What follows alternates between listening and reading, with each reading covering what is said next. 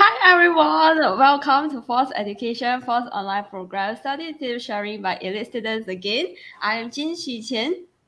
And I'm Chong Wei Ying. We are the founders of FOS Education.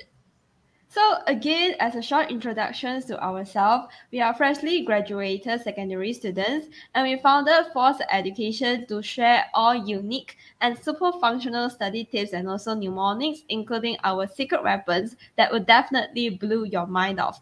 Trust me, all these tips has allowed us, we founders ourselves and also our guests, to score many A+ in many subjects, and you will definitely be benefited from it. Also, we understand that free education for all students is of utmost importance as online learning is prevalent in today's society. Moreover, we strongly believe that doing charity for students through education is crucial in saving thousands of students from struggling and cramming for exams, especially during this outbreak of COVID-19 pandemic. Again, with the slogan, Stay focused. Learn with us, FOS Education was born.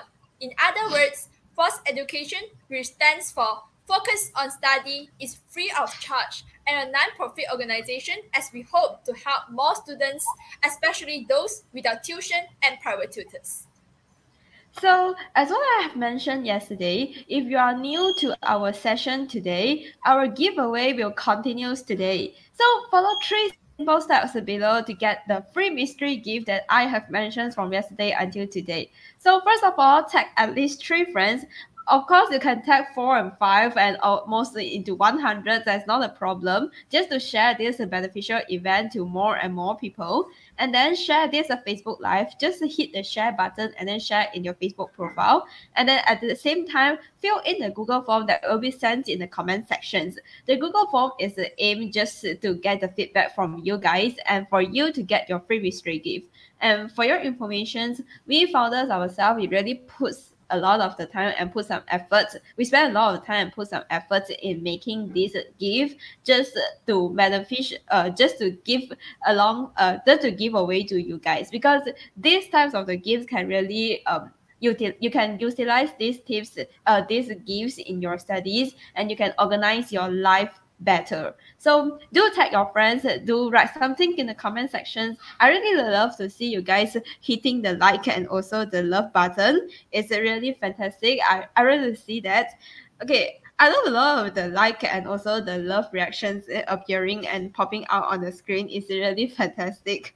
I feel very satisfying because I know you guys are always supporting us and I appreciate your support. So you can see we already sent the mystery gift form in the comment sections. So do write it. Thank you, YE. Thank you, Grace, for writing, for tagging your friends. I hope that you guys can know what we are going to what we are actually delivering to you guys. We really hope that we can share our own study tips and also share more benefits to you. That's why we are organizing a lot of the event like this, and in the future we will be organizing more and more event like this, even though it's not in Facebook Live's versions, but there will be that will also be a lot of the event like this. So do share to your friends, that your friends will know it, and fill in the Google form. Okay, thank you. A lot of you are really doing nice jobs. I really love it. Thank you so much. Thank you a lot of you.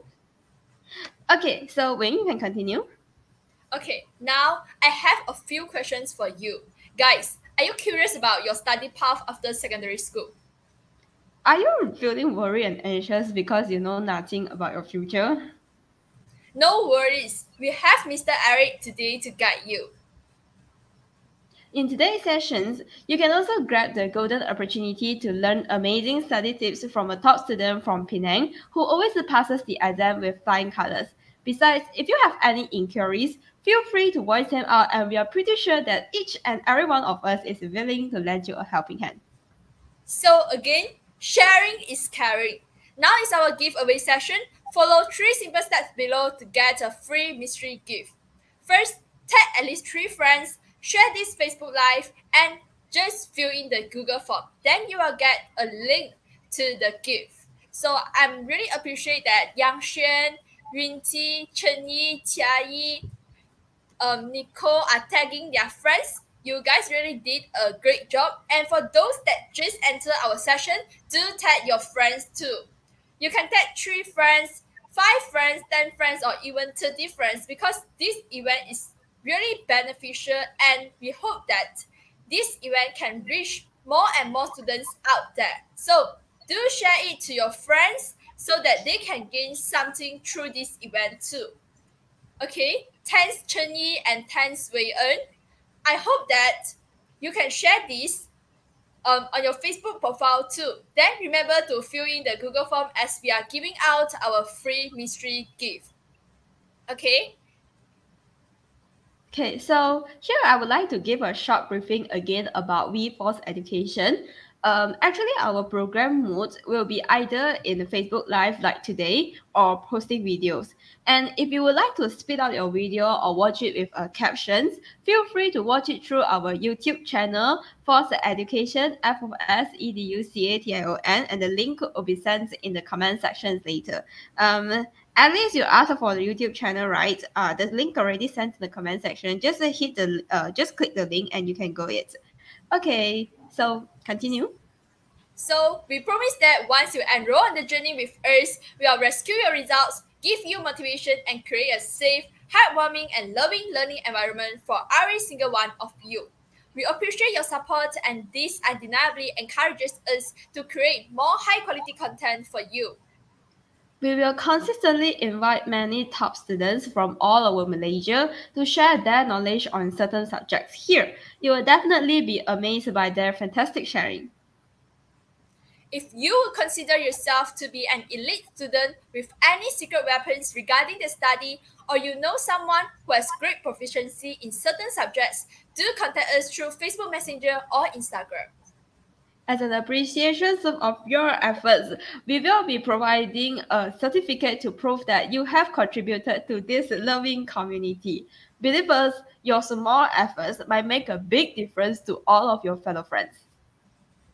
Without further ado, send as many reactions as you can now. Come on. I can see a lot of the light is appearing on the screen. I want to see more and more reactions and more emojis because later on we will be inviting our first guest already. So I want to see more of you tagging your friends.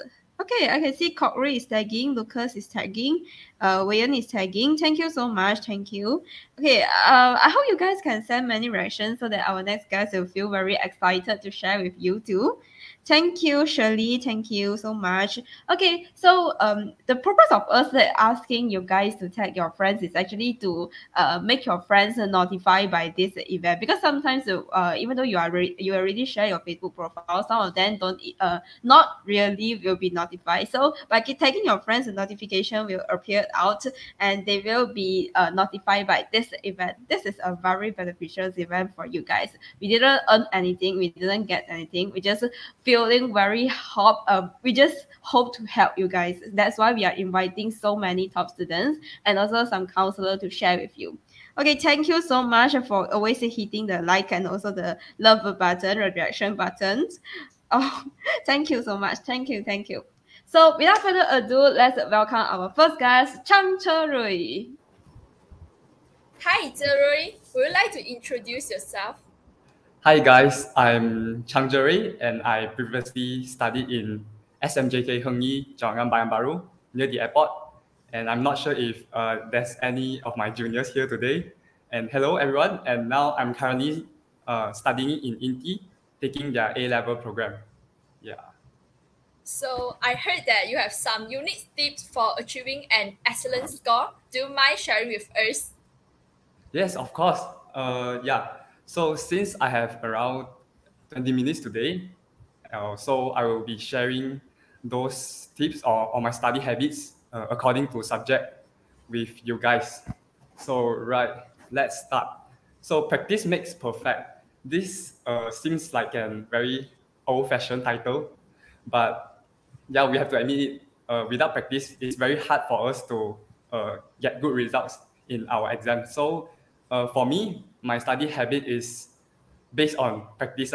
I usually practice a lot. I won't say that I'm a very, very, very hardworking student because I'm lazy sometimes, but yeah, I'm a hardworking student. Yeah, so I practice a lot. So before I begin, I think I would like to say that, yeah, because every one of us here, we are different kind of person. So we will have our own study habits and our own ways to study. So you have to find the most effective way for you to study so that you can get good results.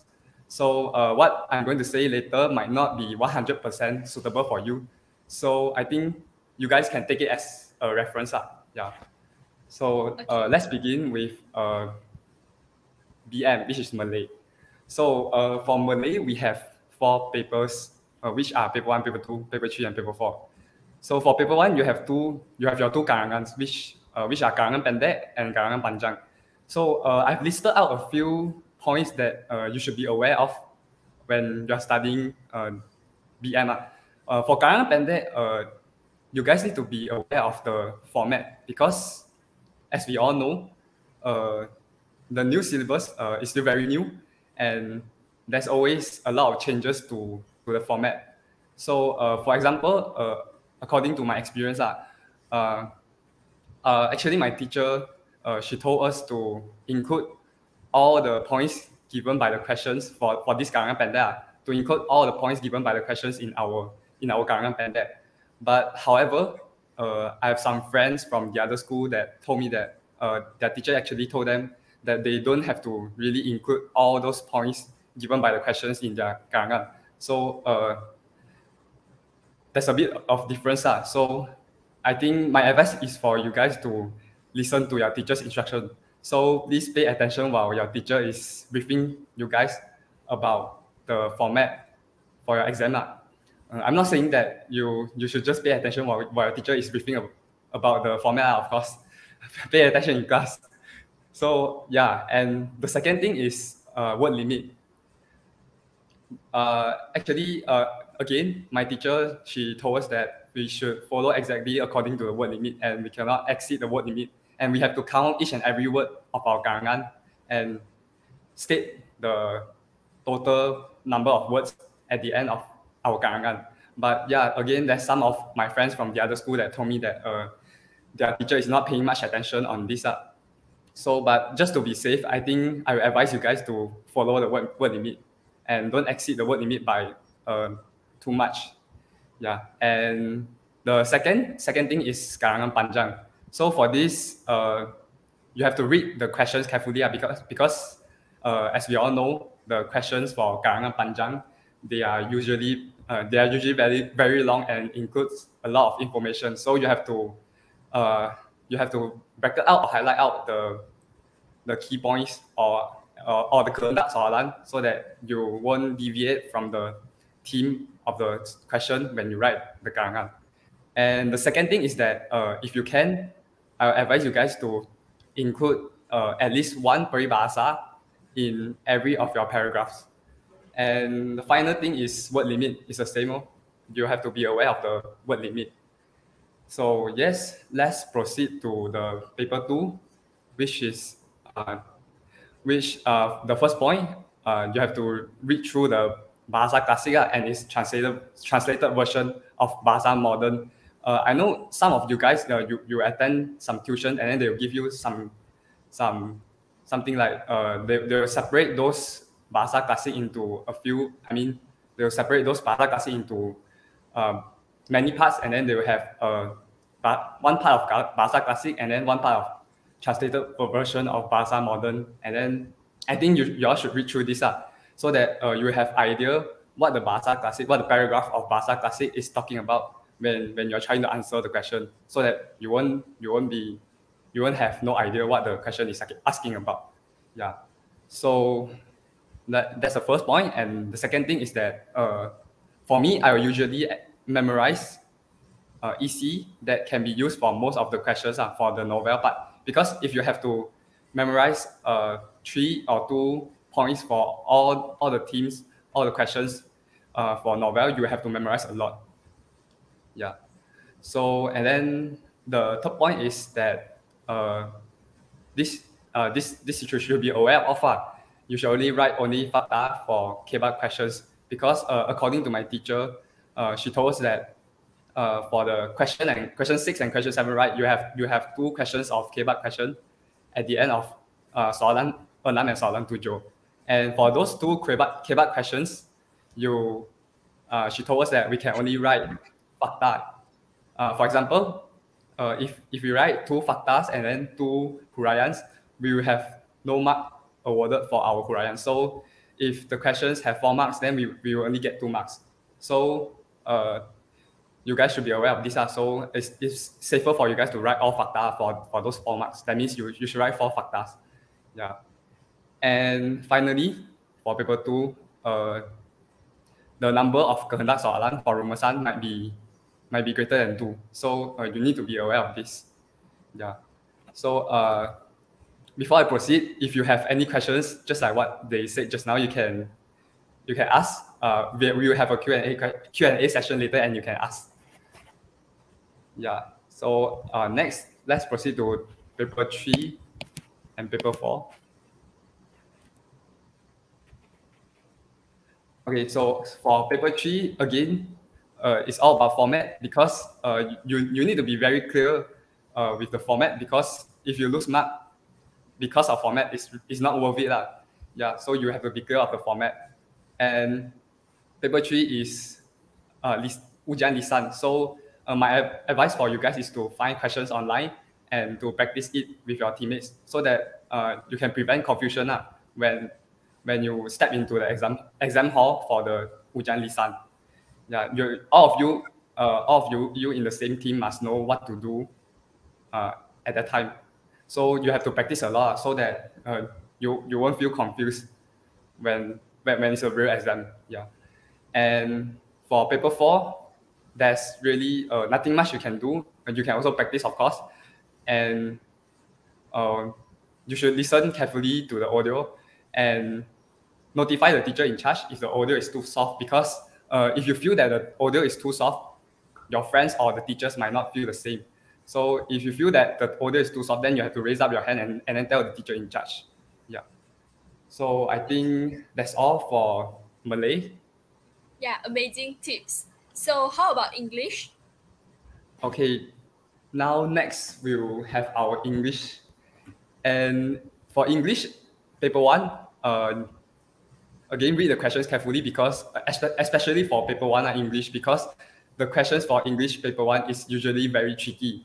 And for me, I'll highlight out the main point and key point, highlight out the keywords, so that I will not miss out those key informations. And when you're doing English paper 1, for me, I usually write down the reason for wrong options. Okay, what does this mean? It means that for example, you have A, B, C, D, and then if I choose A, I will write down the reason why I'm not choosing B, C, and D. So when you can list out the reason why you are not choosing those options, then that means they are wrong. Yeah. So that's for paper 1. And for paper 2, there's really nothing much you can do about paper 2. If you want to improve your paper 2, if you want to improve your English as a whole, you should read more. For me, I read more English books. And actually, you can find those novels that you are interested in, and then you read more. And then when you're reading, you can memorize those useful vocabs that you encounter frequently. And the last thing is, again, word limit. You should follow the instruction of your teachers, because different school or different teachers might tell you different things. And for the paper 3, which is listening, again, is almost the same as BM. Listen carefully and then write down important points. But the only thing that's different is that for English paper 3, the listening, you have, I think, 6 minutes at the end of your listening test to write down all your answers into the answer sheet. So when you are listening, you don't actually need to write down all your answers directly into the answer sheet first. You can just quickly jot down or write down the important points, and then you write down the answers at the end of the test. Yeah. And next, paper 4, which is speaking for English. Actually, for me, I think that this is the hardest paper for me, because especially for us Chinese school students, I'm not saying all of you, but yeah, we seldom speak English. So actually, I'm not saying that your English is poor. You might do well in your paper 1, paper 2, and paper 3. But when it comes to paper 4, yeah, it's a bit challenging, because we don't usually speak English in our daily life. So how do I overcome that? Again, practice. You have to practice a lot with a partner, so that when you speak, you will not feel panic. But to be honest, at the moment, I'm still to be very honest, I'm still not very confident speaking English too. So what you need is to practice with your partner so that you can familiarize with yourself speaking in English. And I know it's very hard to not be panicked, but you have to try it because when you're panicked, your mind will go blank. So again, practice more with your partner. Yeah, so I think that's all for English. Yes, be calm is very important really. If you panic in your exam, then I think that your result will be flying. Then we'll continue with moral. Yeah, so next is moral. As you can see, you really don't have much to do.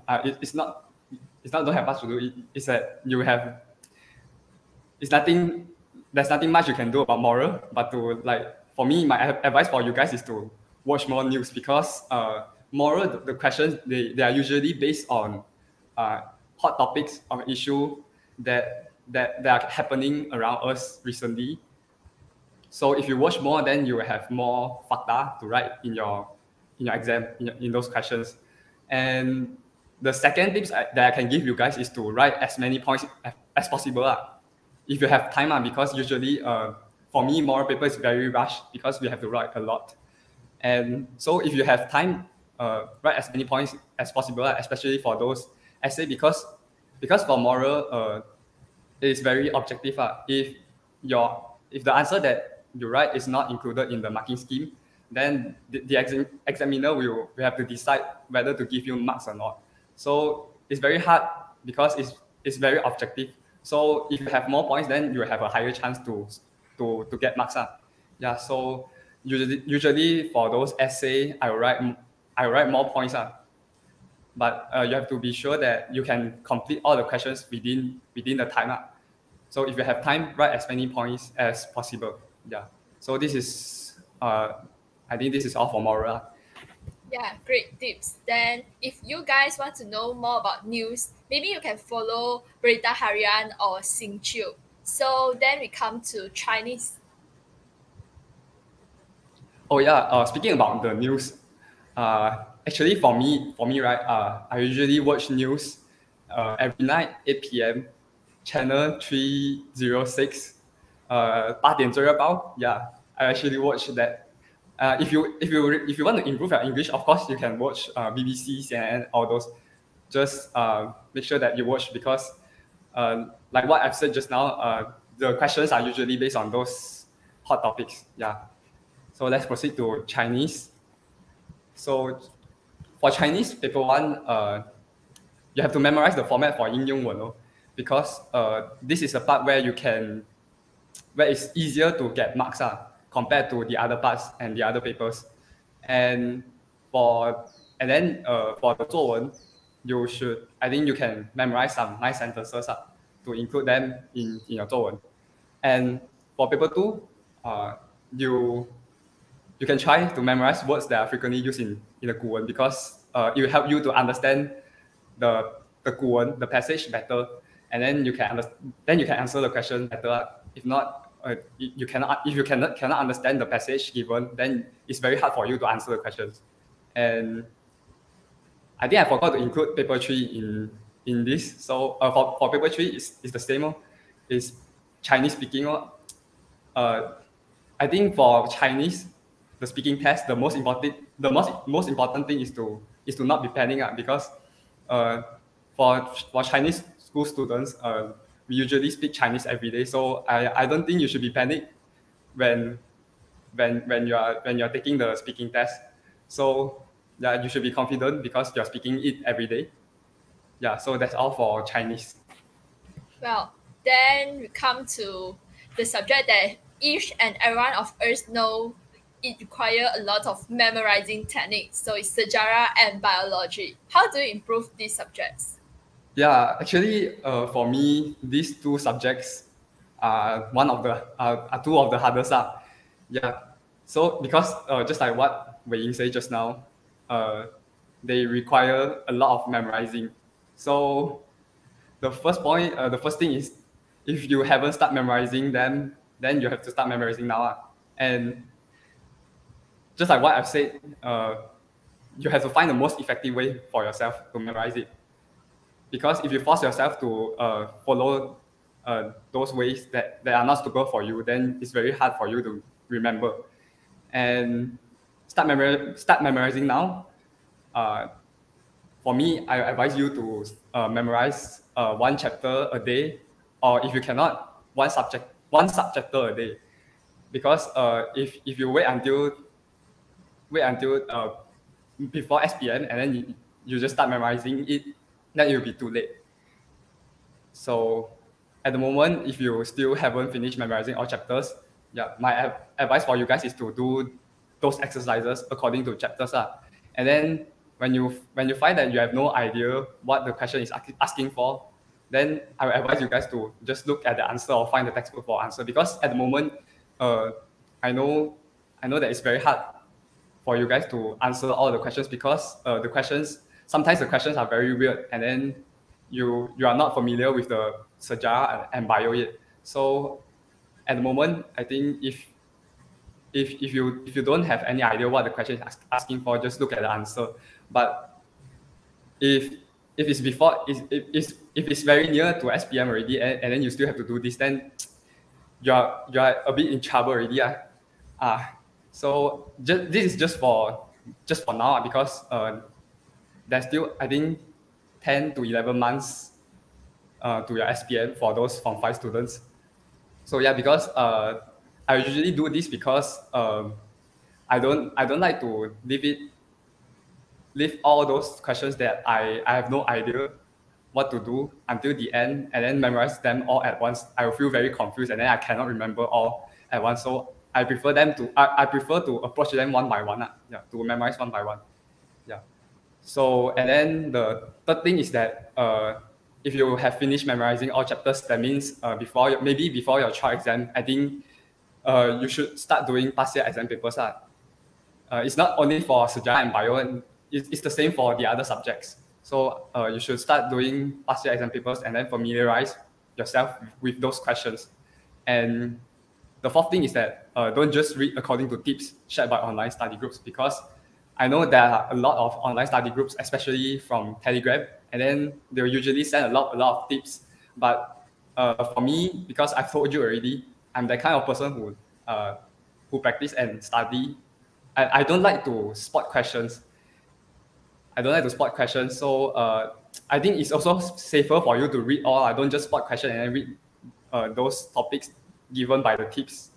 So yeah, don't just read according to the tips. So because according to my experience, you can also ask Wei the tips given by those Telegram groups this year for our SPM is not accurate at all. And if you just read according to the tips, then you won't score high marks. Yes. Yeah. And for sejarah K-Bar questions, right, I usually write 2 paragraphs of fakta, contoh, huraian, and inferensi. Just to be safe, because just to let you guys know, actually, if you write a long paragraph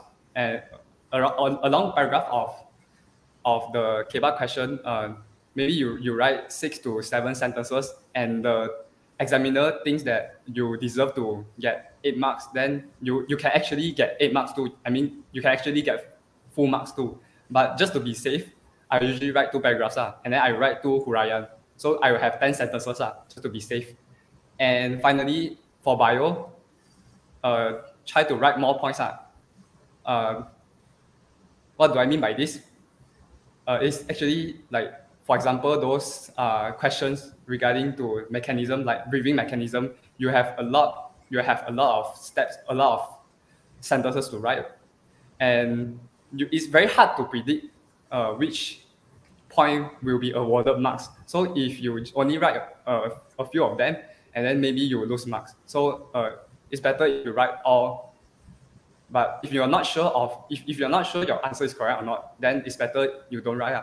But if you are very sure your answer is correct, then you can try to write more, because it's very hard to predict. For bio, it's very hard to predict where the marks will be awarded. Yeah. I think that's all for sejarah and bio. Yes, for biology AC, you can write as many points as you want, because even though the point is wrong, the mark will not be deducted. So if you can just write until the last minute of the exam, so next we'll continue to Maths and MS. Okay, for Maths and MS, I put these two subjects together because they are very similar. So again, for Maths and MS, you have to understand and then practice and practice again. That's all you can do for Maths and MS, because without practicing, it's really hard for you to score high marks in Maths and MS. And here's some helpful tools that I've listed out for you guys, and you can use it while you are practicing your Maths and MS. The first tool is PhotoMaths. It's an app, and I'm not sure if you guys have heard about it or not. This is an app that you can take a photo of an equation, and then the app will help to solve that equation, and then it will show you the steps how to solve the equation. Yeah, so I think this is a very helpful app, because sometimes in the answer scheme, in the marking scheme, they'll only show you the answer, and even if you have the answer, you have no idea how to solve the equation. So yeah, I think this is a very helpful tool. And the second tool is GeoGebra. It's a website. It's sort of like a graphing calculator, and it's very helpful when you're doing questions related to those graph questions. If you have no idea what the graph looks like, and then you can try to use GeoGebra and then plot it out so that you can understand better. But please bear in mind that in the real exam, you have no PhotoMaths and GeoGebra to help you. Yeah, so this is what I usually do for Maths and MS. So just have to practice more, and you will find that actually the questions are almost similar. So if you practice more, then you can answer the questions. Yeah. Yeah. For Maths and MS, it's really exactly same as our topic today, practice makes perfect. So do more trial papers, do more past year papers, then you can score in your Maths and MS. Then our last two subjects are physics and chemistry. Okay. The last two subjects, physics and chemistry. First of all, physics and chemistry, these two subjects, is really important for you guys to understand the concept. You have to really understand the concept before you can answer those questions, because if you don't understand, then basically you can't answer the questions.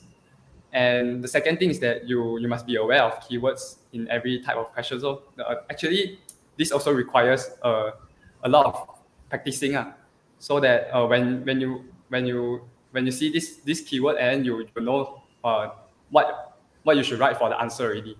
So, and the third thing is the same one. Remember to include important keywords in your answer. Like for example, for chemistry, right?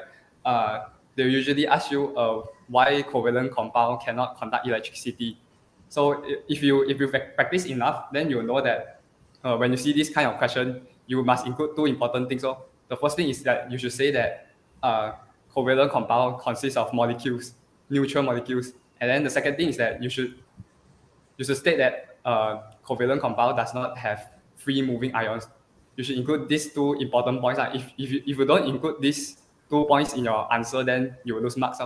So for physics and chemistry, they are very similar.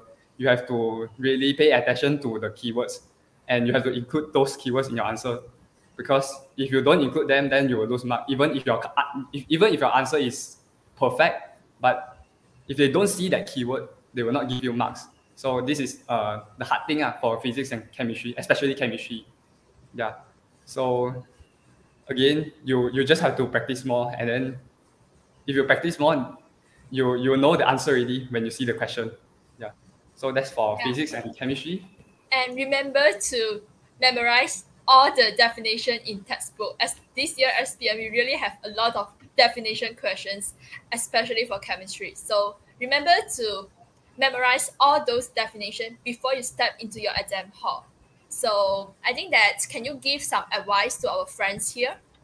Yeah. So finally, here's some tips for you guys.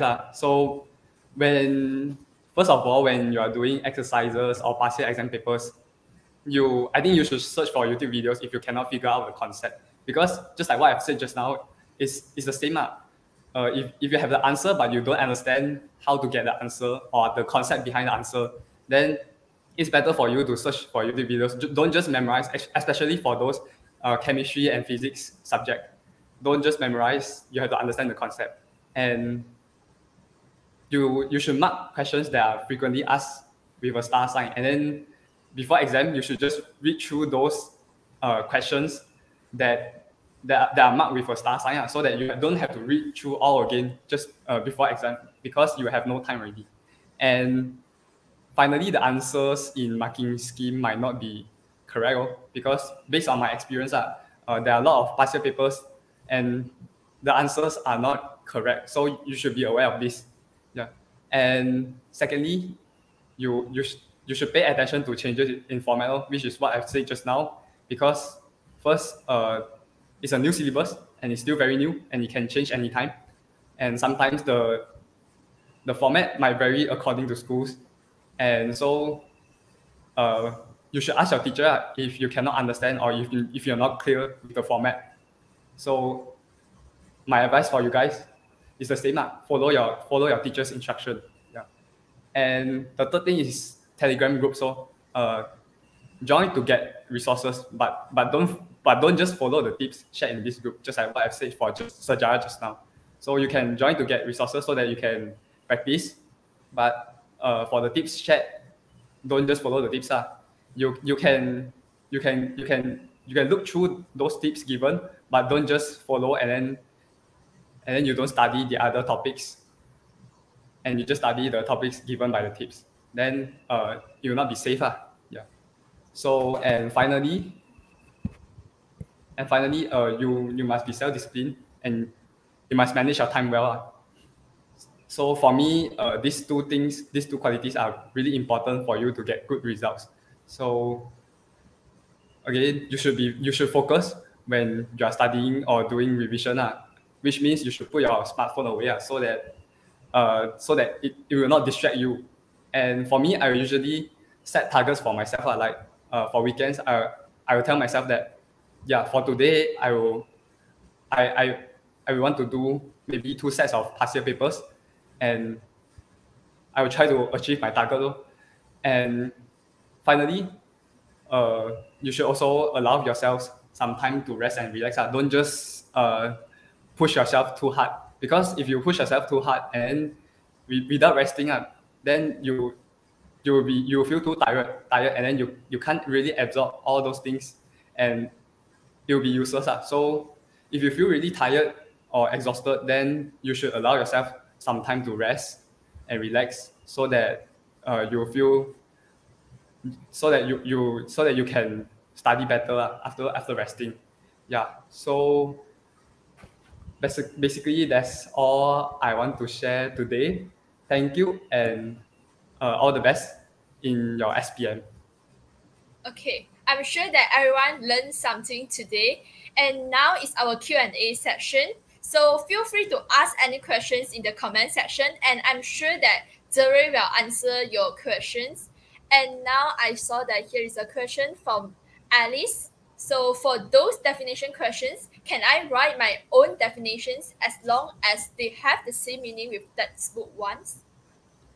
For me, I think it's safer for you to memorize exactly as those definitions given in textbooks, because again, for chemistry and physics, they pay attention to those keywords. So if you write your own definition, even if your definition have the same meaning as those definitions in textbook, but in your definition you didn't include those keywords, there will be awarded marks, then you will lose marks. So for me, I think it's better you memorize according to your textbook. Yeah.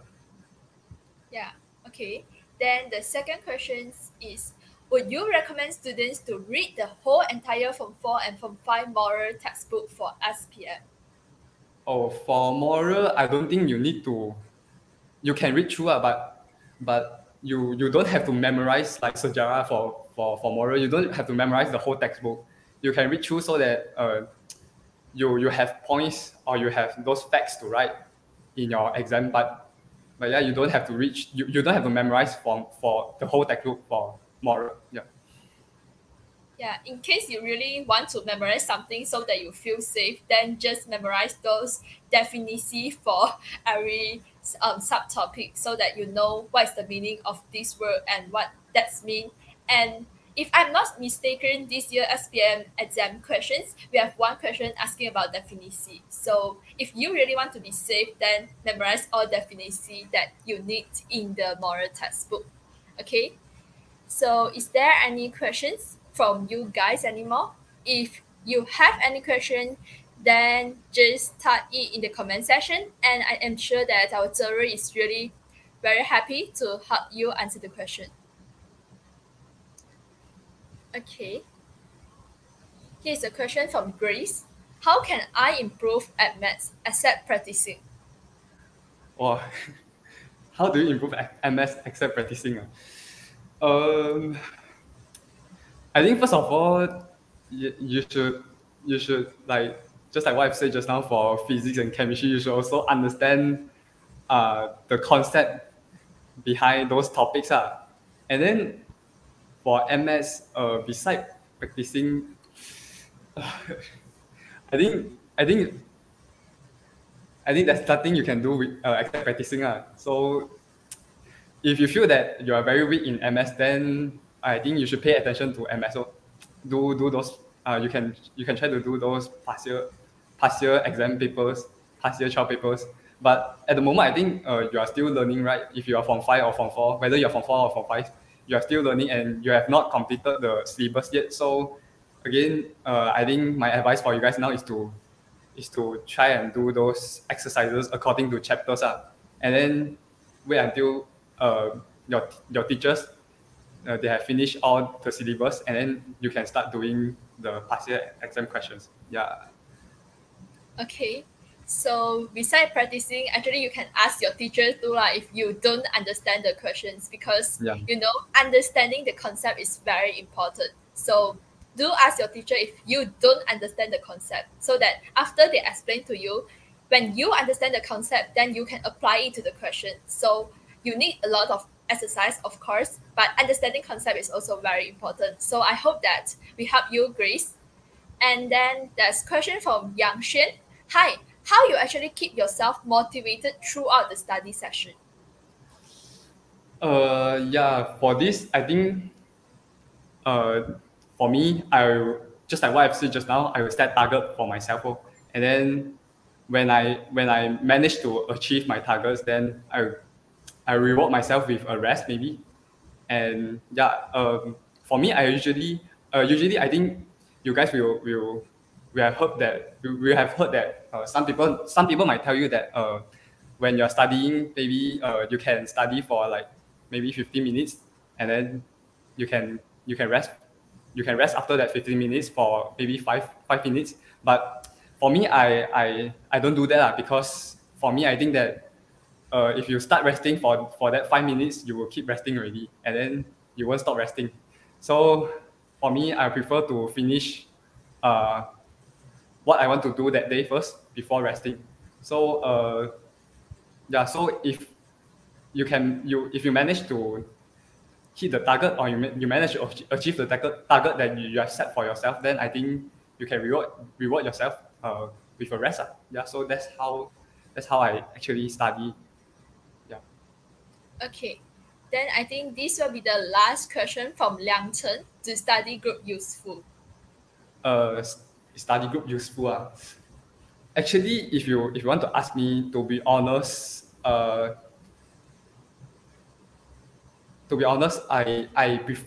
actually prefer to study myself, because I'm easily distracted. If I attend study groups with my friend, at the end of the day, we will be talking for most of the time, like chatting. So for me, when I'm studying, I prefer to be on my own, so that I can actually concentrate on studying. So if you, just like what I've said just now, if you think that attending study group is more beneficial for you, then you should continue to do that, because everyone, we have our own ways to study. So for me, I prefer to study myself. But you can start. You can, just like what I said just now, you can you can join those Telegram groups to get more resources for your SPM. Yeah. Okay, so I think that this is the end of the Q&A section. So thank you so much, Zuri. I hope that your study tips can inspire and motivate our friends to score in their exam. Thank you for attending Thank our you. sharing session today. Thank you Thank you, for guys. sharing all those amazing tips. Bye-bye. All the best. Wow, it's really an amazing sharing. Thank you, Jerry, so much. I think if I was hear these tips before I take the XPM, I could have saved a lot of the times.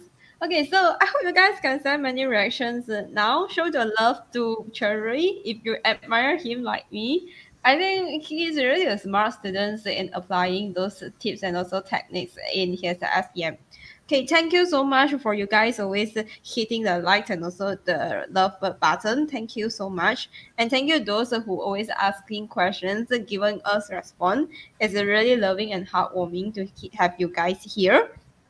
And as a small tips to you guys, actually just now Cherry mentioned that he don't really prefer studying with his friends, but yesterday Yun Hui says that she prefers study with her friends. So you see, it's actually to find the equilibrium. You have to find your own study methods. It's not really something that is always be the best tips and also always be the worst tips. There are a lot of the tips because you just have to find the tips that is really suitable for you. Okay, so and also self-discipline is very important. If you are studying with your friends, please be disciplined. Do not chat with each other. You have to turn off the mic. Do not turn on the mic, and please switch on your camera if you are studying with your friends. Okay, that is the best ways of studying with your friends. Okay, because I actually applying these techniques with my friends. I always study with my friends, but we never ever turn on the mic at all. Okay, so I hope you guys can continue to tag your friends and also share this Facebook Live with others, because later on we will have a very fantastic guest who will be sharing a fascinating tips, but not study tips anymore. It's your study path right after SPM and also your secondary schools. So for those of students who are still blurred with your future, especially those of Form 5 students, here is your chance, golden opportunity to learn more about your future. So Wayne can continue. Yes, so I think that after seeing this 2 day sharing session, you guys know that the best way of study is not is the best way that suits you. So you need to find the way that actually suits you, then it will be the best way. So you don't need to actually follow someone's study tips. You can learn experience from them, modify from their experience, and find the best way that suits you. Then I'm sure that you will really score excellent mark in your exam and pass your exam with flying colors. So you see, give your best, give everything you have to get your best possible result. If it doesn't work out, at least you will have the pride of knowing you gave it your best shot. At Brace, you will have also learned as much as you can along the way, and those who are committed to learning more in life will almost always be the same people who earn more and become more. So also feel free to subscribe our Telegram channel and follow our Facebook page so that you do not miss any future uploads. We ensure you that we will be sharing fantastic study methods there. So one more time, tag at least 3 friends, share this Facebook Live, fill in the Google form, and you will get your free mystery gift.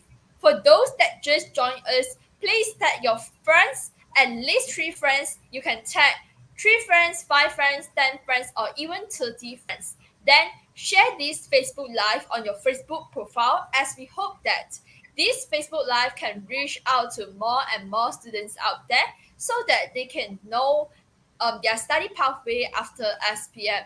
Then remember to fill in the Google form so that you can redeem the free mystery gift from us. I hope that you guys will be sharing this Facebook Live to more and more of your friends, whether through WeChat, Messenger, WhatsApp, or Facebook. And for those that already done these 3 simple steps, please give me a like reaction there so that I know that you guys did this great job. And for those that haven't, what are you waiting for?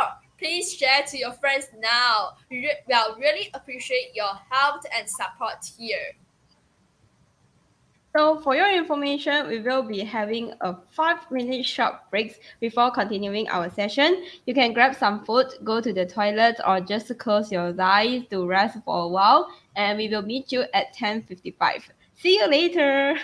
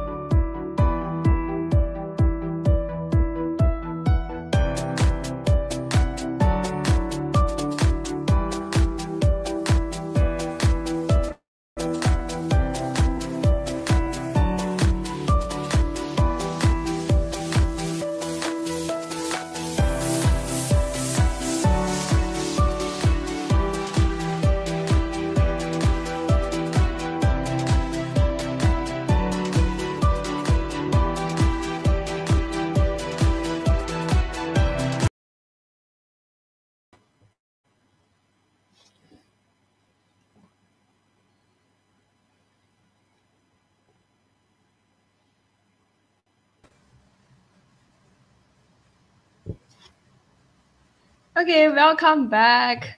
Do you guys get energized and excited for our next guest? If you are ready, send us the reactions now. I want to see many emojis again. Okay, if you guys are really feeling tired, you can just grab some food with you besides it. Okay, thank you so much, Meija, for tagging your friends. I hope you guys can always share this Facebook Live to more and more of your friends because later on we will be inviting our fantastic guest, which is Mr. Eric. Okay, he'll be sharing some study path right after SPM. So if you are still blurred about your futures, feel free to ask your friends and also you to listen attentively to what Mr. Eric will be presenting later on.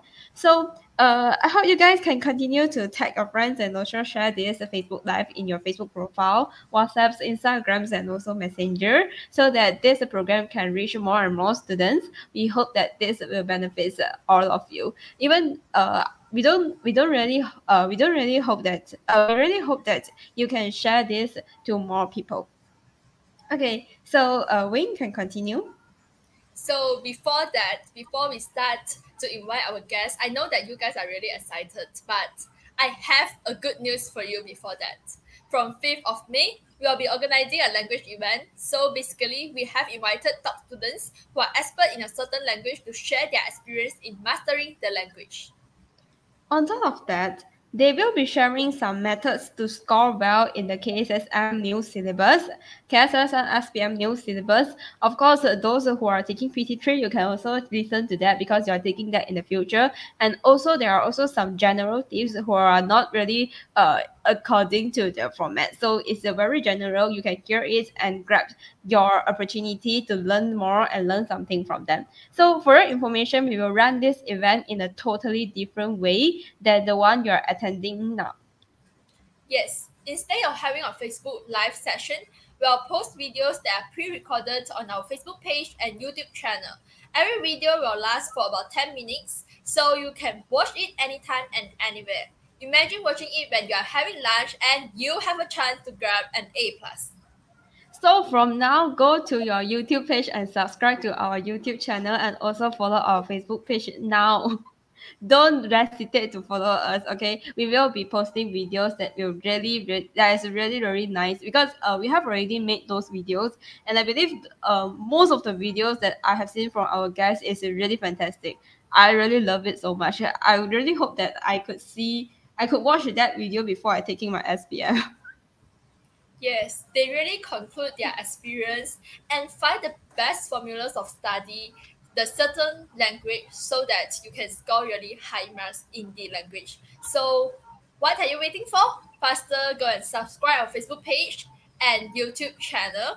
And I'm sure that their sharing study tips will be really amazing and it will totally benefit you a lot. So I think that I won't take too much of your time.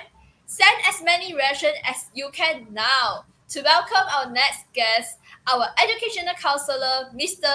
Eric. So please send as many reactions to welcome him now. Okay, I want to see more and more reaction.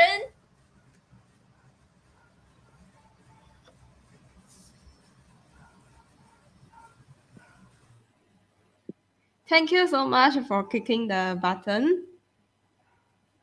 Okay, hi, Mr. Eric. Hi, good morning, everyone. Okay, wait.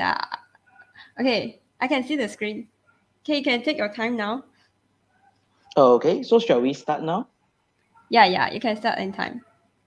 Okay, thank you so much to Xuqian and Wei Ying. Okay, so my name is Eric. I'm the education counselor from one of the private college in Penang. Okay, so it was a great honor to be here today to share with you all the study pathways after SPM. So while you all have been listening to a lot of study tips just now, right? So I guess the next concern that students will be facing, especially those from five students, right, will be where I am heading after that. Okay, what are the study options that I have after I have completed my SPM? Okay, so usually or in general, I would say that student will be classified into two different groups. There will be one group of student who is aiming to pursue their study at a public university, where there will be another group of students which they might want to pursue their study in the private institutions. Okay, So let's see. Well, if we are talking about those group of students who they want to go to private university after that, right? So most of them, they will be aiming for STPM, okay, or maybe in a layman term, we call it in the form 6, okay, or matriculations. In case you got a good result during your SPM, then you can save some time as compared to STPM, because matriculation will just takes you for about like 1 year. And then also, if you are aiming at those skills-based educations, right, or skills-based certificate, then you might be considered to pursue your studies at a vocational college or some others government academic. Okay, so I would say that the option is quite limited if you want to go to a public university. But what if today, if you want to pursue your study, maybe let's say if you ever thought of going overseas, or you want to complete everything locally, but you want to complete with a private institution, then I guess the first terms that came into your mind will be on pre-U, okay, pre-university. So when we talk about pre-U, we are now focusing on international pre-U and locals pre-U. Okay, so one of the famous example that categorized under international pre-U will be A level. Okay, so when we talk about A level, students have to understand that it is considered as external program. Okay, so which means that all the structures, the syllables, or even the exam question, everything is controlled by the external examination board.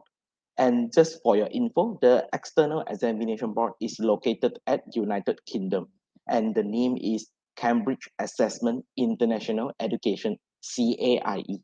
Okay, so which means that regardless of which college that you go, once you enroll for A levels, right, the private college will be acting like your tuition center. So they will be teaching the same or the standardized syllables, okay, that is set by CAIE.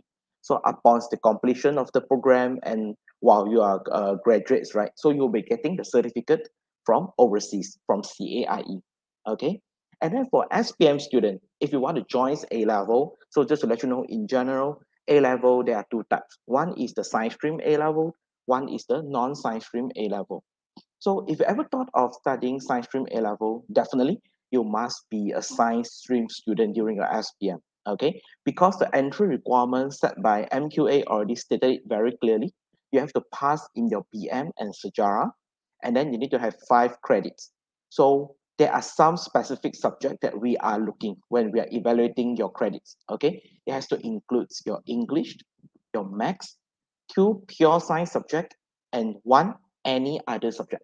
Okay, so no matter how, you have to studying those 3 pure science subject during your SPM level. Let's say if you want to study non-science stream A levels, right, then again the entry requirement is quite similar. So you also need to score and pass in your BM and Sejarah. Then you need to have 5 credits, including your English, Maths, and 3 other subjects. Okay, so I would say that the studies of A level, right, is considered as a general studies. So what are the subjects that you are expected to study? Let's say if you join a science stream A level, then most probably you will be studying some subject like biology, chemistry, physics, maths, or even further mathematics. Okay, and then wow, if you choose to study a non-science stream A level, then you'll be studying some commerce subject, I would say, like business studies, accounting, economic, or even a law paper, provided that particular university or college they did teach that subject. Okay, so in general, I would say that student will be studying 3 to 4 subjects for your A level throughout the 1.5 year studies. Okay, so you'll be going through 3 semesters. So each semester will be conducted for 6 months equally. Okay, so throughout the 3 semesters, right, you will be going through 2 major exams. Okay, one is the AS exam, one is the A2 exam. So I would say that each major exam, right, is equally important because each exam will contribute you 50 marks, okay, to your evaluations. So AS exam contribute 50 marks, A2 exam contribute another 50 marks. So in total, it will be 100%.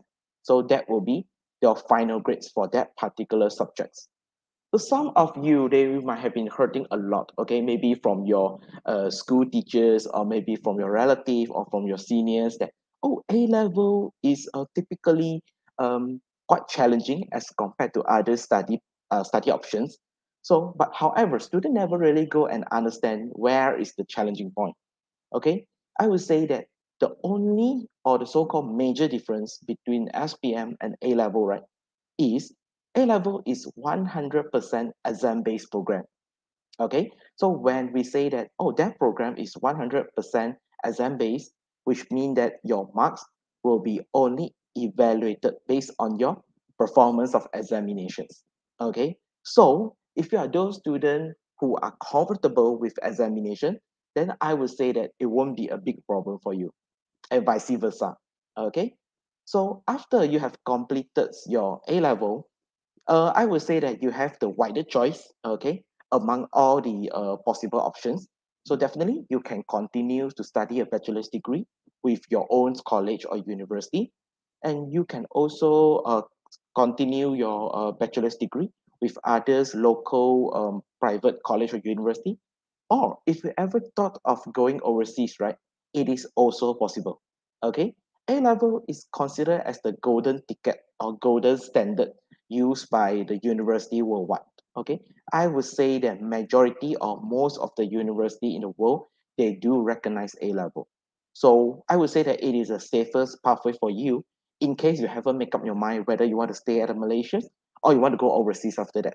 Okay, because it allows you to go for either option after that. Okay, so this is what we said about international pre-U. Then how about the so-called local pre-U? Okay, for local pre-U, we are now referring to foundations. Okay, so for a foundation, it is considered as an internal program. Okay, this is something that is totally different from A level. So when we talk about internal program, right, which means that all the structures, the syllables, or even the exam question, everything is under the control of that particular college or university. Okay, so which means that upon the graduations, right, the certificate that you are going to get will be from that institution itself. Okay, so in general, a foundation will takes you around 1 year, I would say, and it is also a general studies. So you will see there will be some common example that we can find from the market, which includes the foundations in science, foundations in business, or foundation in IT. So let's say if I enroll in foundation in science, then what subject that I will be expected to learn? So usually you will be studying some common science subject again, okay, like your chemistry, biology, or even physics or mathematics and etc. Okay, so throughout the 1 years of studies, right, student will be evaluated, okay, from your final examination definitely, as well as your daily assessment, I would say. So usually your final examinations will contribute like around 40 marks, I would say, and then the remaining 60 marks will come from a daily assessment. And your daily assessment might include something like, you know, your daily projects, okay, your group assignments, individual project, class tests, quizzes, and etc. Okay. So upon the completions of your foundations, right? So you have a few options for you to continue. So definitely, I believe that that particular college or that particular university, they will welcome you to continue to study the bachelor's degree from their side, okay? Because the foundation is accredited and awarded by them. So definitely they are going to recognize that. Or you can go to other local private college to continue your bachelor's degree. I believe that it won't be a big problem for you. But however, if you ever thought of going overseas, okay, by use through the foundation's pathway, right, then I would say you might want to think twice. Okay, why I say so? Because you have to understand that when you are applying to study at one overseas university, right? So which means that you have to make sure that they accept the credits, okay, from that particular college. Let's say if today you are studying at college ABC, okay, so you got their foundation in science. So when you are taking the certificate, okay, from the foundation in science from College ABC, and you go to apply with NUS or NTU, let's say, okay, or others university worldwide. So you have to make sure that that particular university they know, okay, College ABC, and they recognize their credit, okay. So which means that the final decisions will be based on that particular university, and you might be required to to submit a lot of documents. For example, your transcript, your letter of completions, your graduation certificate, okay, or even your course structures and etc. Okay, so I would say that in case if you already make up your mind that oh you are very firm that you are going to study locally, okay, with a private college, then you can consider foundation. If not, then you might have to think twice. Okay, so I would say that the common what between A levels and foundation, what they share in common is the depth of study is considered as a general studies only. Okay, so which means that upon the completions of your A levels or foundations, right, you will have more options or more major to choose when you enroll into your bachelor's degree. For example, if today I say, oh, some student they study a science stream A level or they study foundation in science, let's say, okay. So when they enter into bachelor's degree, right, they can choose any majors that is related to science or non-science, okay. However, you might be hurting of another term which is diploma, okay. So diploma is a totally different story as compared to A levels and foundations, okay. So again, when we talk about diploma, right, it is considered as an internal program. So again, all the structures, the syllabus, the exam questions, everything will be set by that particular college or university. So I would say that in general, SPM student, right, if you want to enroll into diploma, the entry requirements will be you have to pass in your BM and your Sejarah, and then you need to have 3 credits. So again, different diploma, they might be, okay, require you to have credit in different subjects, okay? So let's say, I make it in a very clear example. Let's say if somebody is aiming, okay, at diploma in accounting, okay. So besides getting a pass in your BM and Sejarah, you need to have 3 credit, and then one of the credit might come from your mathematics, okay. And then let's say if you're aiming at diploma in mass communications, so again you need to pass in your BM and Sejarah, and then you need to have credits in your English and 2 other subjects, okay. So they might be required you to have credit in a certain subject, okay.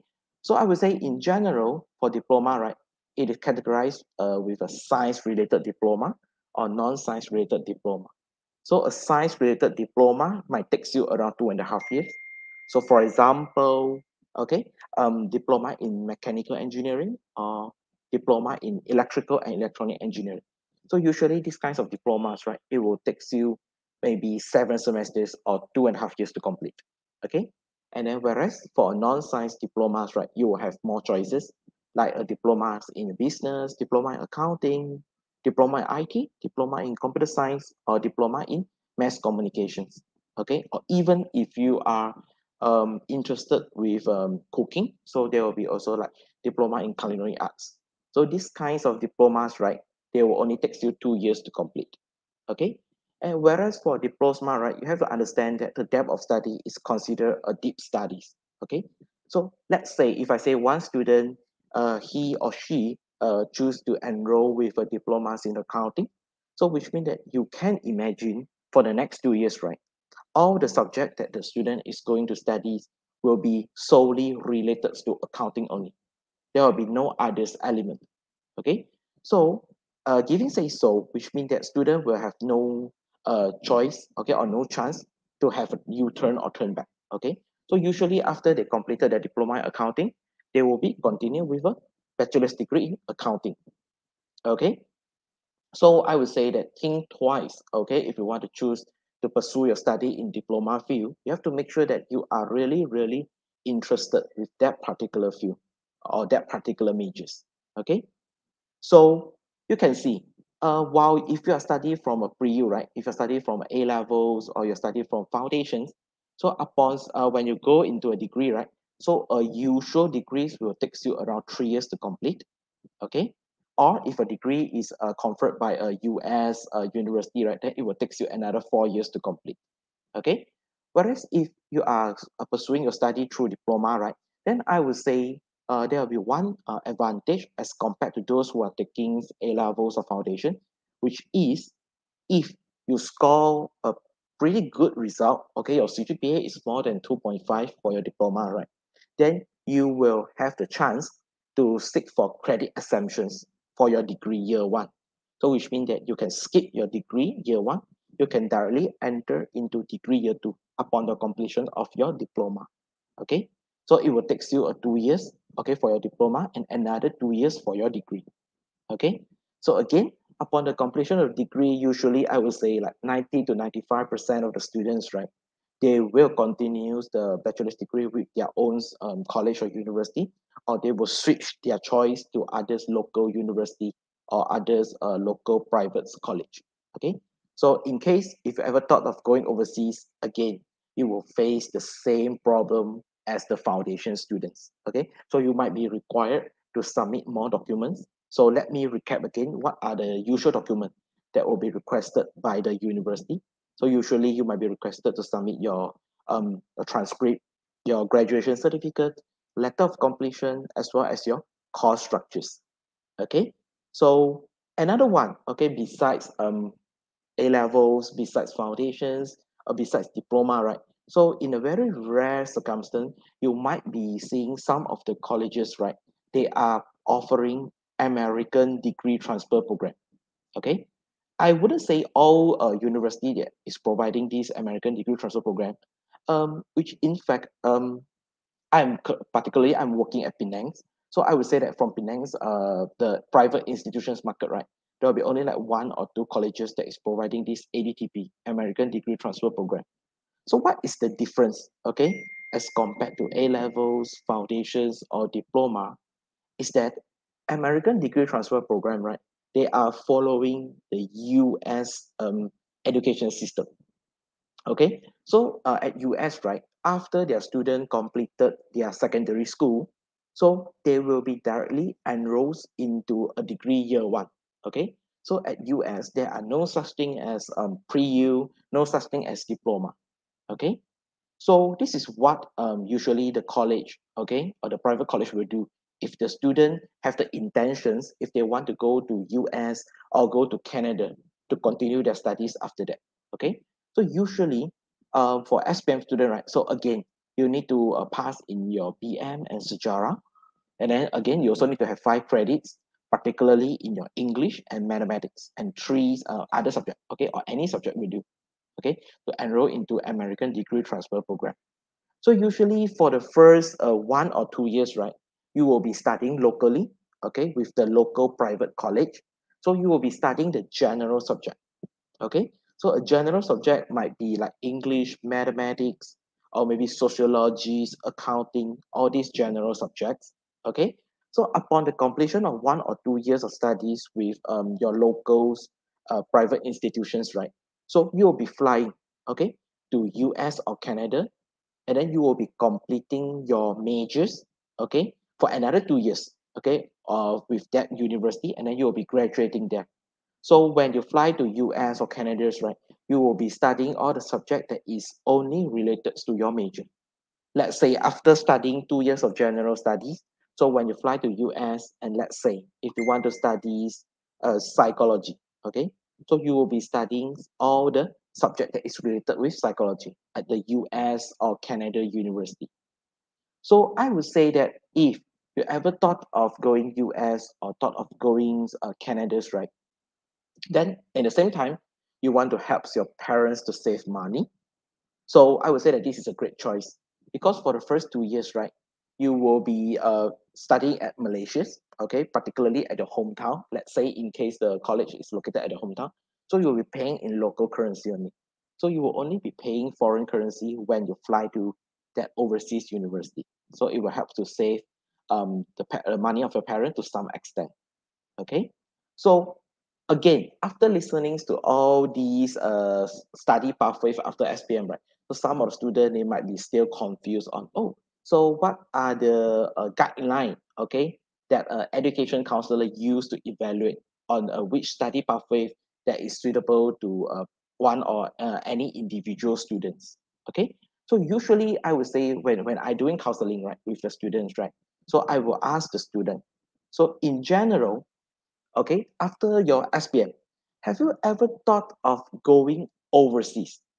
Okay, So let's say if the student say that, oh, yeah, mostly I will be going overseas, or they are very firm or 100% that they are going overseas due to some particular reason. It might be because or they have the sibling at overseas, so they want to visit their sibling. At the same time, they want to continue their studies over there. Okay, or maybe their parent is the alumni. Okay, of one of the overseas university.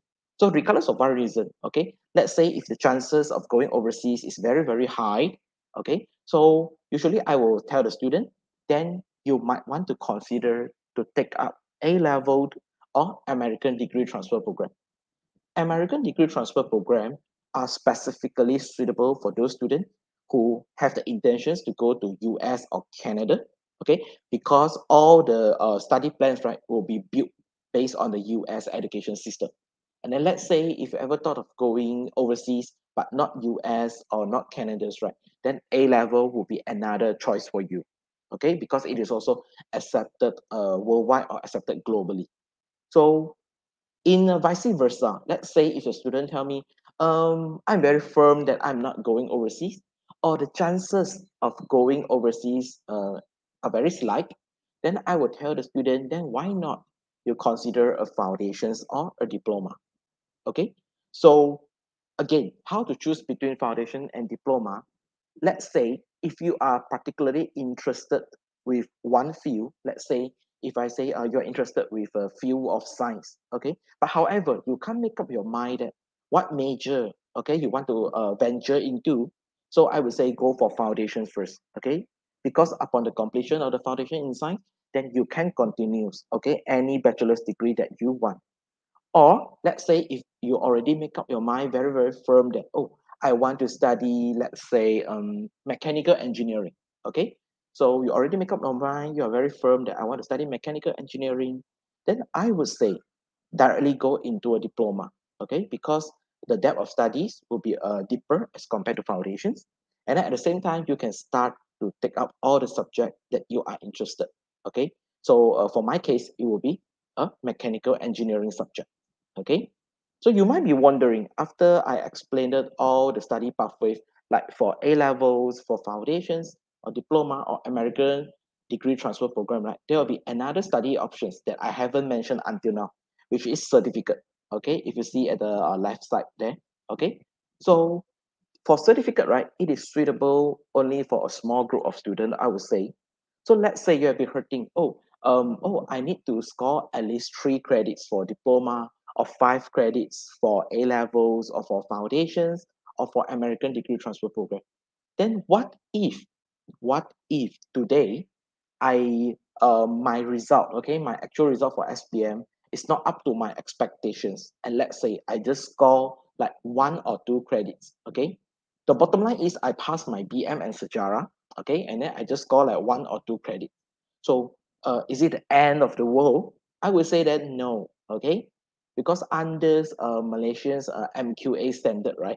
So let's say if the student pass in the SPM pass in the SPM means that it score, okay, in a Sejarah and BM, and then the students score at least 1 or 2 credits, right? You can start, okay, or pursue your study with a certificate level, okay? So a certificate level, I would say that the level of difficulties is quite similar to your SPM, okay? So it is also considered as internal program. So again, everything is under the control of that particular private college. Okay, everything is set by them. So you'll be studying like for 1 years to 1.5 years. Okay, depending on what certificate that you are studying. Okay, so let's say let me quote an example. Okay, I've been hurting of this certificate quite a lot of time.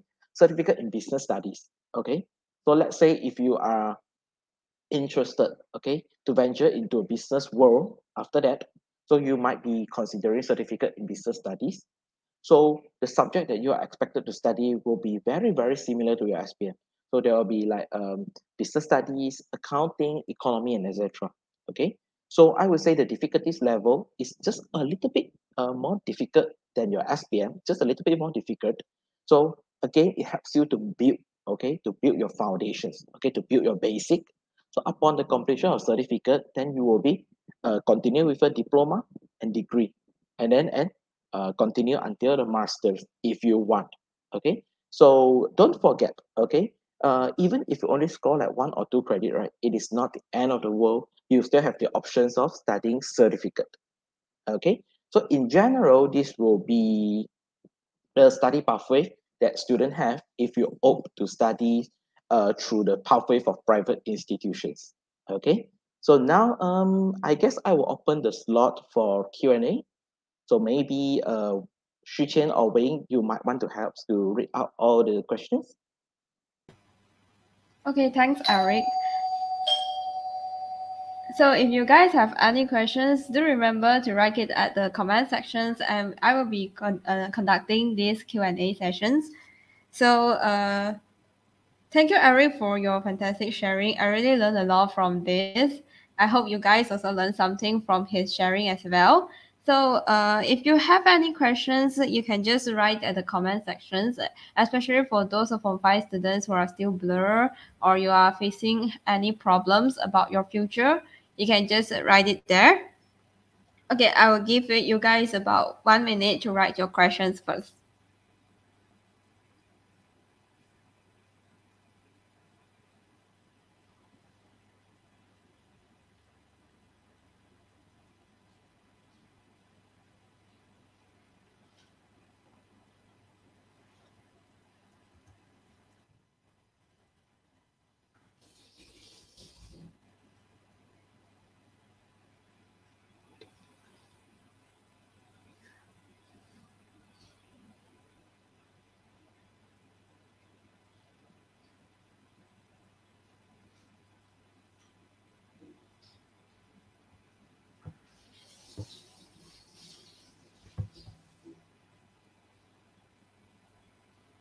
Okay, here's a questions from Grace. She wants to ask about the comparisons between A levels and matriculations. Okay, so in general, I would say that again, when you are comparing A levels and matriculations, right, you are like comparing that if am I suitable to continue to my study with a locals or government university, or I want to, or I'm suitable to continue my study with a private college or university. Okay, so I would say the most obvious difference, right, will be on the fees. Okay, like it or not, you have to we have to admit that matriculations, right, is save a lots of money, okay, in terms of the fees because it is subsidized by the government. And then for A level, I would say that you need to pay by your own. Okay, and then the fees might be ranging from like 20,000 to 30,000, depending on the college or the university. So this is the first difference, I would say. The second thing is regarding the recognitions. Okay, let's say you have to understand that for A level, right, it is recognized worldwide. Okay, which means I would say most of the colleges or most of the university they recognize A level. Okay, so which means that you will have the chance to go to study at overseas. But however, for matriculations, right, you have to understand that the recognitions of matriculation is even smaller as compared to Form 6. Okay, like it or not, this is the facts. Okay, if you are a matriculation student, I would say that 99%, okay, of the time, right, you will be continue with a local university only. Okay, if you want to take your matriculation certificate and apply with overseas university, right, I would say that not much university they recognize our Malaysian's matriculation certificate. Okay, and then in terms of if you are asking about the subject that student is going to study, right, I would say that the subject that they are going to study and the level of difficulties is quite similar. Okay, a science stream student in matriculation, they will also be studying like biophysics, chemistry. Okay, and then for A level student, they will be studying the same subject. Okay, just that the syllabus is different because they are prepared by different educational bodies. Okay, A level, the syllabus is prepared by Cambridge Assessment International Education, so it's considered as a UK syllabus. And then for matriculations, right, the syllabus is prepared by the Ministry of Education of Malaysia. Okay, and then in terms of durations, so I would say that A level will take you 1.5 years. So whereas for matriculation, you will be saving some time for that because as far as I'm concerned, matriculation will only take you 1 year. Okay, so again, I would say that let's say if you want to compare between A levels and matriculations, right, you have to understand which perspective that you might want to have your concern. Okay, I guess the most important concern that students have in their mind will be on the level of recognition as well as the fees. Okay, I hope that I answer your question, Grace. Okay, thank you, Mr. Eric. So the next questions from Lucas. May I know which intake is suitable for us to pursue study overseas? Okay, so again, this is a very common question that I encounter. So let's say, okay, because you have to understand that different universities, right, they have different intake. So just let me share with you.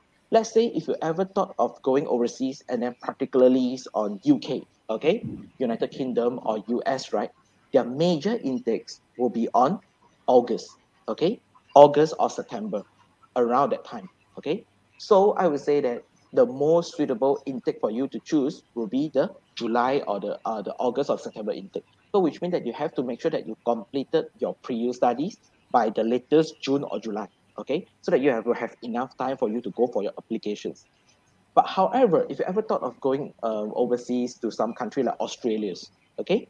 So just to let you know, the major intake of Australia's, right, will fall on February and March, okay? It's not on the year end, but it's at the beginning of the years. So again, you might want to completed your pre-U studies, okay, at maybe December, I would say the latest December or January, so that you will have enough time to go for the application. However, having said so, that the major intake for UK university or US university will be on August or September. The major intake for Australia university will be on February or March, right? Having said so, doesn't mean that all the university they only have one intake. Okay, sometimes they will have some special intake.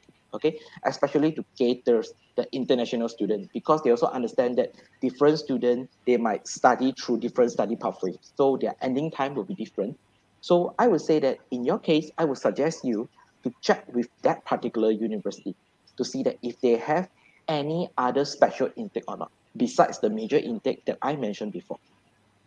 Okay. I hope that I Okay, answered your thank you. question, Lucas. Okay, next questions from Ter is about IPG. Okay, Institute Pendidikan Guru, right? If I'm not mistaken, is the student Yeah. referring to that? Yes, Okay, yes. so for IPGs, right? In case I would say that if you want to become a teacher, then definitely your main choice will be go through IPG.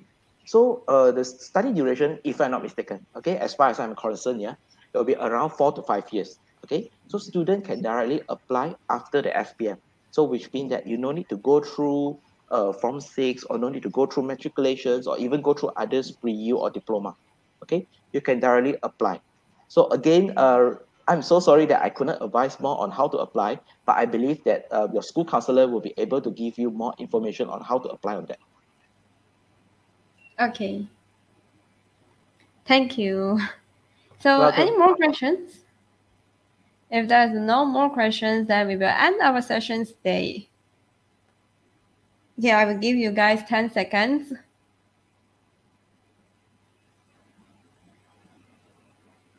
Okay, thank you, Lucas.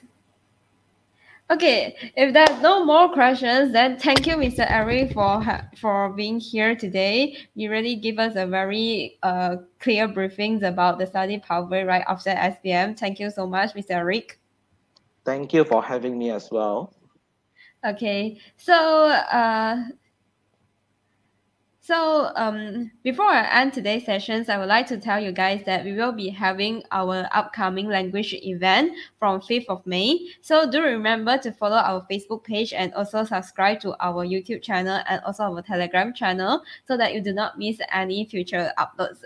And in the language event, we will be posting videos where those top students have pre-recorded, and you guys can just watch it. For the video is not long, for about 10 minutes like that. So it's really a good opportunity for you guys to learn something from them. And we will not having a Facebook Live like that, but maybe in the future we will be having Facebook Live for another event. So thank you for having you guys here. Thank you for always supporting us. We hope to see you soon in our upcoming event. Thank you and have a nice day. Bye bye.